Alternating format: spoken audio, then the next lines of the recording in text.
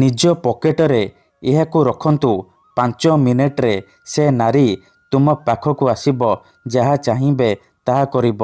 ଆଜ୍ଞା ହଁ, ଯଦି ଆପଣ କେଉଁ ଝିଅ ବା ବିବାହିତା ମହିଳାକୁ ମନେ ମନେ ଭଲ ପାଉଛନ୍ତି, ତା'ର ସୁନ୍ଦରତାକୁ ଦେଖି ତା ଆଡ଼କୁ ଆକର୍ଷିତ ହେଉଛନ୍ତି, କିନ୍ତୁ ଯେତେ ଚେଷ୍ଟା କଲେ ମଧ୍ୟ ତାକୁ ପଟେଇ ପାରୁନାହାନ୍ତି, ତାକୁ ନିଜର ମନ କଥା କହିବାକୁ ଡରୁଛନ୍ତି, ଆଉ ଆପଣ ଚାହୁଁଛନ୍ତି କି ସେ ଝିଅ ବା ବିବାହିତା ମହିଳା ନିଜେ ଆସି ଆପଣଙ୍କୁ ଭଲ ପାଉଛି ବୋଲି କହୁ ଆପଣଙ୍କର ସବୁ ଇଚ୍ଛାକୁ ପୂରଣ କରୁ, ତେବେ ଆଜିର ଏହି ବଶୀକରଣ ଭିଡ଼ିଓଟି ଆପଣଙ୍କର କାମରେ ଆସିବ।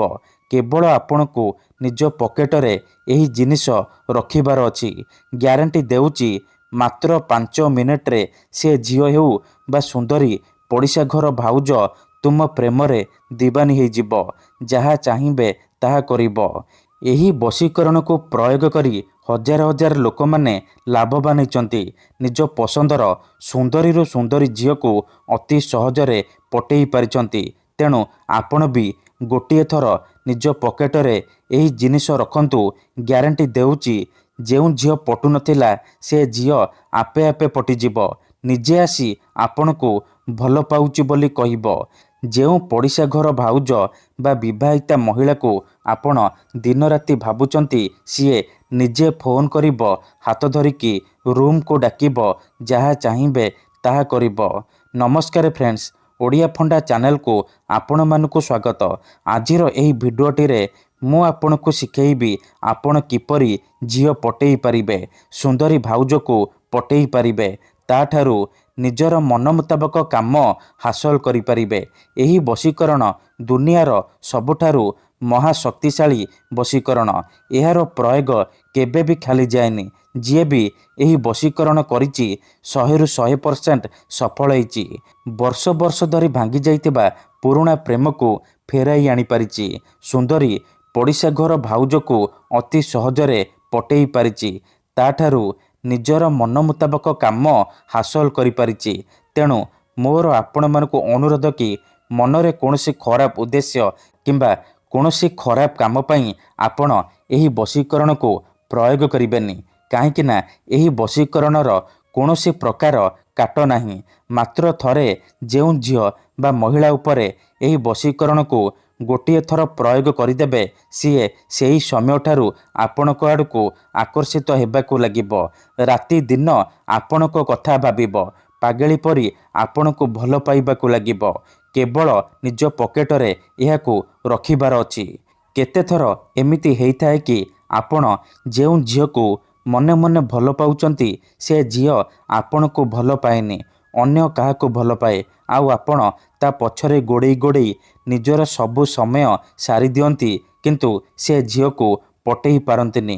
ଯଦି ଆପଣ ବି ଏହିପରି ପରିସ୍ଥିତିରେ ପଡ଼ିଛନ୍ତି, ଯେତେ ଚେଷ୍ଟା କଲେ ମଧ୍ୟ ନିଜ ପସନ୍ଦର ସେ ଝିଅକୁ ପଟେଇ ପାରୁନାହାନ୍ତି, ତେବେ ମୋ କଥା ମାନି ଆଜି ନିଜ ପକେଟରେ ଏହି ଜିନିଷ ରଖିଦିଅନ୍ତୁ। ଗ୍ୟାରେଣ୍ଟି ଦେଉଛି, ସେ ଝିଅ ନିଜେ ଆସିବ, ଆପଣଙ୍କ ସହିତ କଥା ହେବ, ଆପଣଙ୍କୁ ଭଲ ପାଉଛି ବୋଲି କହିବ। ଆପଣଙ୍କ ପ୍ରେମରେ ଏମିତି ଦିବାନୀ ହେଇଯିବ କି ଆପଣଙ୍କୁ ନ ଦେଖି ରହିପାରିବନି। ଏହି ବଶୀକରଣକୁ ପ୍ରୟୋଗ କରି ଆପଣ ଶାଶୁ, ନଣନ୍ଦ, ଦିଅର, ଭାଉଜ କାହାକୁ ବି ପଟେଇ ପାରିବେ, ତାଠାରୁ ନିଜର ମନ ଚାହୁଁଥିବା କାମ ହାସଲ କରିପାରିବେ। ତେବେ ଏହି ବଶୀକରଣ ବିଧିକୁ ଆପଣ କିପରି କରିବେ, କେମିତି କରିବେ, ଏହାର ପ୍ରୟୋଗ ବିଧି କ'ଣ, ମୁଁ ଆପଣଙ୍କୁ ଶିଖେଇବି। ସମ୍ପୂର୍ଣ୍ଣ ପ୍ରୟୋଗ ବିଧି ମୁଁ ଆପଣଙ୍କୁ ଠିକ୍ ଭାବରେ ଶିଖେଇବି। ଜାଣିବା ପାଇଁ ମୋର ଆପଣମାନଙ୍କୁ ଅନୁରୋଧ କି ଆପଣ ଭିଡ଼ିଓଟିକୁ ମୂଳରୁ ଶେଷ ପର୍ଯ୍ୟନ୍ତ ପୁରା ଧ୍ୟାନ ସହିତ ଦେଖନ୍ତୁ, ତେବେ ଯାଇକି ଆପଣ ସମ୍ପୂର୍ଣ୍ଣ ପ୍ରୟୋଗ ବିଧି ଜାଣିପାରିବେ। ଅଧାରୁ ଛାଡ଼ିକି ପଳେଇଲେ କିମ୍ବା କାଟି କାଟି ଦେଖିଲେ ଆପଣ କିଛି ବି ବୁଝିପାରିବେନି। ପରେ କମେଣ୍ଟ କରିବେ, ଗୁରୁଜୀ ଆପଣଙ୍କର ବଶୀକରଣ କାମ କରୁନି। ଦେଖନ୍ତୁ, ବଶୀକରଣ ବିଧି ଜାଣିବା ପୂର୍ବରୁ ଗୋଟିଏ କଥା ମନେ ରଖନ୍ତୁ, ବଶୀକରଣ ଏମିତି ସେମିତି କାମ କରେନି। ମନରେ ସମ୍ପୂର୍ଣ୍ଣ ବିଶ୍ୱାସ, ନିଷ୍ଠା ଆଉ ଏକାଗ୍ରତାର ସହିତ ଆପଣଙ୍କୁ ଏହି ବଶୀକରଣ କରିବାକୁ ପଡ଼ିବ। ତେବେ ଯାଇ ମୁଁ ଆପଣଙ୍କୁ ଗ୍ୟାରେଣ୍ଟି ଦେଉଛି, ଆପଣ ଯେତେ ସୁନ୍ଦରୀ ଝିଅ ବା ମହିଳାକୁ ପଟେଇବାକୁ ଚାହୁଁଛନ୍ତି, ତାକୁ ଅତି ସହଜରେ ପଟେଇ ପାରିବେ। ତାଠାରୁ ନିଜର ମନ ମୁତାବକ କାମ ହାସଲ କରିପାରିବେ। ତେବେ ଏହି ବଶୀକରଣ ବିଧିକୁ ଆପଣ କେଉଁ ବି ବାରରେ କରିପାରିବେ, କିନ୍ତୁ ଯେବେ ବି କରିବେ ସୂର୍ଯ୍ୟାସ୍ତ ପରେ ରାତି ସମୟରେ କରିବେ। ଠିକ୍ ଅଛି। ଏହି ବଶୀକରଣ କରିବା ପାଇଁ ଆପଣଙ୍କୁ କିଛି ସାମଗ୍ରୀ ଦରକାର, ଯେମିତିକି ଖଣ୍ଡେ କଳା କପଡ଼ା, 5ଟି କଳା ଗୋଲମରିଚ, ଖଣ୍ଡେ ସାଧା କାଗଜ ଆଉ କଳା ରଙ୍ଗର କଲମ। ଏତିକି ଜିନିଷ ଆଣିସାରିବା ପରେ କ'ଣ କରିବେ, କୌଣସି ଏକ ଜାଗାରେ ଚୁପଚାପ ବସି ପଡ଼ିବେ, ଯେଉଁଠାରେ ଆପଣଙ୍କୁ କେହି ଦେଖିବେନି କିମ୍ବା ଡାକିବେନି। ପ୍ରଥମେ ଆପଣ କ'ଣ କରିବେ, କଳା କପଡ଼ାକୁ ନିଜ ସାମ୍ନାରେ ରଖିବେ। ତାପରେ ଯେଉଁ 5ଟି କଳା ଗୋଲମରିଚ ଆଣିଛନ୍ତି, ସେ 5ଟି କଳା ଗୋଲମରିଚକୁ ଡାହାଣ ହାତରେ ମୁଠେଇକି ଧରିବେ ଆଉ ଆଖି ବନ୍ଦ କରିକି ସେଇ ଝିଅ ବା ମହିଳାକୁ ମନେ ମନେ ଭାବିବେ। ତାର ମୁହଁକୁ ନିଜ ମନରେ ଭାବିବେ। ତାପରେ 5 ଥର ସେ ଝିଅ ବା ମହିଳାର ନାମ କହିବେ। ତାପରେ ମୁଠା ଖୋଲିବେ ଆଉ ସେ ମରିଚରେ ଗୋଟିଏ ଥର ଫୁଙ୍କିଦେବେ। ଏତିକି କରିସାରିବା ପରେ ସେ 5ଟି ମରିଚକୁ କଳା କପଡ଼ା ଉପରେ ରଖିଦେବେ। ତାପରେ ଯେଉଁ କାଗଜ ଆଣିଛନ୍ତି, ସେ କାଗଜରେ କଳା କଲମର ସାହାଯ୍ୟରେ ମନ୍ତ୍ର ଲେଖିବେ। ମନ୍ତ୍ରଟି ଧ୍ୟାନ ସହିତ ଶୁଣନ୍ତୁ। ଓମ୍ କାମିଚ୍ଛାମୟୀ ଆମୁକଂ ସର୍ବମୋହି କରତି କରତି। କାଗଜରେ ମନ୍ତ୍ରକୁ ଲେଖିବେ। ଆମୁକଂ ଜାଗାରେ ଆପଣ ସେଇ ଝିଅ ବା ମହିଳାର ନାମ ଲେଖିବେ ଯାହାକୁ ଆପଣ ପଟେଇବାକୁ ଚାହୁଁଛନ୍ତି। ତାପରେ ସେ କାଗଜକୁ ସେ କଳା କପଡ଼ା ଉପରେ ରଖିଦେବେ।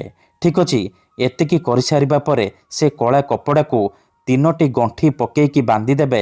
ସିଏ ଗୋଟିଏ ପୁଟୁଳି ହେଇଯିବ।